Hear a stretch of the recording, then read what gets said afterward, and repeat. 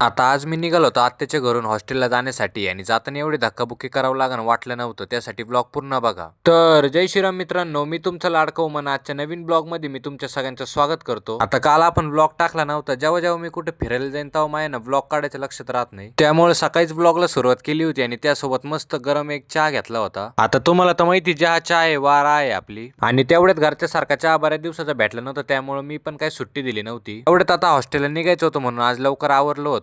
त्यामुळे म्हणलं पहिले देवपूजा करून घेऊ आपण. आता तुम्हाला तर माहिती पहिली पूजा फिर काम दूजा असा विषय आहे आपला. आणि लगेचच आपली बॅग घेतली आणि निघालो होतो हॉस्टेलला जाण्यासाठी. कारण आपल्याला ख्रिसमसची फक्त एकच दिवस सुट्टी होती आणि त्यात आज पण मी कॉलेजला गेलो नव्हतो. त्यामुळे म्हणलं कॉलेजला गेलो नाही तर घरचे आणि कॉलेजवाले दोघं पण बँड वाजून टाकीन आपला. आता तुम्ही म्हणशान यायचा ब्लॉग दिसला आणि डायरेक्ट जायचा ब्लॉग आहे हा. तर खरं आहे ना, मी काल ब्लॉग काढायचं विसरलो होतो. घ्या समजून, आता नवीनच आहे, आदत से मजबूर माणूस आहे आपण. आता प्रत्येक वेळेस माझ्यासोबत असंच होतं. जेव्हा जेव्हा मी कुठे फिरायला जातो ना तेव्हा बरेच काही माझ्याकडून चांगले ब्लॉग बनवायचे राहून जाते. बरं तो विषय द्या सोडून. आता कसा तरी ना PMPL चा रिक्षाचा खतरनाक सामना करून तुमचा भाई पोहोचला होता नरेला. आता हॉस्टेलला एंट्री मारलीच होती, तेवढेच साहिल भाई संग पार्सल घ्यायला आलो होतो. आता दुपारचे 2 वाजले होते आणि तेव्हा आमचं जेवायचं नियोजन चालू झालं होतं. त्यामुळे म्हणलं मेसचं खाण्यापेक्षा आपले समोसे कधी पण बरे. त्यामुळे पहिलं आपलं पार्सल घेतलं आणि साहिल भाई आणि मी निघालो होतो रूमवर येण्यासाठी. आता रूमवर आल्यानंतर आपल्या शैलेश भाईनी पण जेवायची सगळी तयारी करून ठेवली होती. आता तुम्हाला तर माहिती हॉस्टेल म्हणल्यानंतर विषय एकदम हार्ड राहतो. त्यामुळे म्हणलं पहिलं जेवण करून घेतो. आता ब्लॉग कसा वाटला कमेंट मध्ये नक्की सांगा आणि तेवढं फॉलो करायचं विसरू नका.